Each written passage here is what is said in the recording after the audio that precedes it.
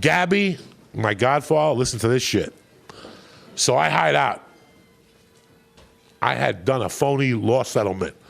Me and some of my buddies. I had a friend, Syatt Lawrence. He was a Jew, bad motherfucker. All he ever did every day was look for holes in the floor, like on the streets. I swear to God, this guy was heavy duty. You understand me? So like, let's say you went up to him and go, I need money. He's like, great, I got a spot. He goes, you know the Rouse on Lake Boulevard in there in the back? He goes, they have the jelly in the back, so if you fall, there's no cameras. That's how much of a genius he was. He's like, so you fall, bang your head, and when the guy in the aisle wakes you up, ask him, did I pass out? That's $100,000 right there.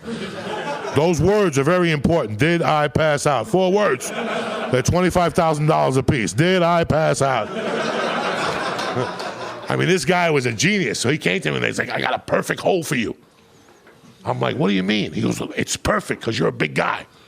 He goes, little holes you won't trip over, but a big hole, your foot will go in, your weight will hold you, and then you'll trip over. And we could sell this. I could get you like $20,000. I go, just do it. This motherfucker did it. Like a night later, he came and picked me up in a car. He's like, come on. He took me to a wall and he made me scratch my shoulder against the wall. Then he took me to a fucking hospital. And at the hospital, he winked at everybody. He knew everybody. He's over there giving everybody a 50, like, oh, his shoulder's broken.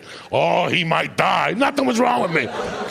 Nothing. I had a few fucking scrapes from a brick wall. The next day I go to an attorney and he's like there with the attorney. They're like, yeah, his shoulders and back, but do you need a neck brace? No, I don't need a neck brace. I fucking hurt my shoulder. He's like, a neck brace will get you an extra $8,000. Give me the neck brace, dog. Fucking, give me the fucking neck brace. So I forgot all about it. I had done this scam like in '81. When I went back, one day I see one of his buddies, and he's like, Syatt Lawrence has been looking for you. He's got a check for $20,000. He can't cash it and get his commission. So his commission was like $2,000 for fight. And that's what he did all day. He had like 20 of these things going on. He just drove people around to sue people. That's it. It was a great fucking job, though. That's all he did. That's a real Jew right there, right? Fuck going to temple on Saturday. You ain't got time. You're suing somebody. Fucking temple. You can't sue nobody in temple.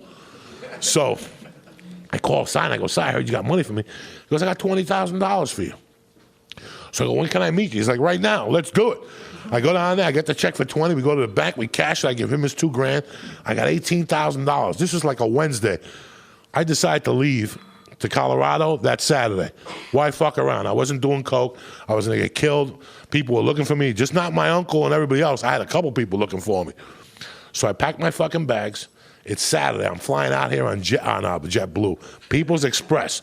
People's Express used to have 2 flights a day, no reservations. You paid with a credit card online. Not online, on the plane. So you always went on with a stolen credit card. I'm telling you, it didn't stop in those days for me. I didn't give nobody a fucking break. Think about it. Think about it. If you could fly and pay for it on the plane. They didn't have Wi-Fi then. It's not like they could scrap it to something. They would put it and bang it and give you your fucking receipt. I'm on the air buying everybody drinks on the plane. Give that chicken. Give the pilot, give them all a drink. Give them all fucking drinks. Drinks around the house. Go home and get your fucking shine box, motherfuckers. So, you think I'm fucking kidding you? In those days, People's Express is out of business. And I'm sure I was one of the fucking responsible people. Me and my buddies, because we used to fuck up. They only went to England. Listen to this. They went from Newark to Miami, $69, but after midnight, $29.95. You know how many coke fiends were on that fucking plane? And they went 1 hour from midnight to 8 in the morning, one plane hour to Miami. It was like a bus, and everybody's jaw was fucking. Everybody. And everybody used stolen credit cards. That's why I told everybody, where you going? Miami? Fuck here. Take this. Don't you? You think I'm fucking kidding you? I had this guy, Joe the Baker, up in the Bronx for $500. The guy gave you credit cards. You know, when they make credit cards, the bank sends one to you. But he had it that the bank would send one to him. So he would get 200 credit cards a week and sell them for $500 flat. And I would go to the Bronx and get like 10 of them off him just to fucking fly. You know me, dog. You got to cut corners. This was way before frequent flyer miles. I had to make it happen, you know what I'm saying? So I packed I'm living in Cliffside Park, New Jersey. I got to take a bus to 90th Street, then from 90th Street to Jersey City. My friends are going to drive me to the airport. I take the bus from fucking Cliffside to 90th Street, and I'm waiting to take the fucking bus. Now, at the time, my godfather had to be 55, 56. He was a little fucking older. A motorcycle pulls up next to me. I look at him, and it's my fucking godfather. Here I am, 3 hours from the flight of my life to get the fuck out of here, and it's my godfather. He flips up the thing, and he goes, "You never came by and gave me that money, huh?" And I go, "Nah." And he goes, "The next time I see you, I'm putting a fucking bullet in you." And he clicked this thing, and he took off. And I'm like, "Well, there ain't going to be a next time, stupid." Because I'm flying to friendly skies, motherfucker. So I called, when I went to Miami this year, I asked one of my cousins, I go, "You remember Gabby?" He's like, "Yeah."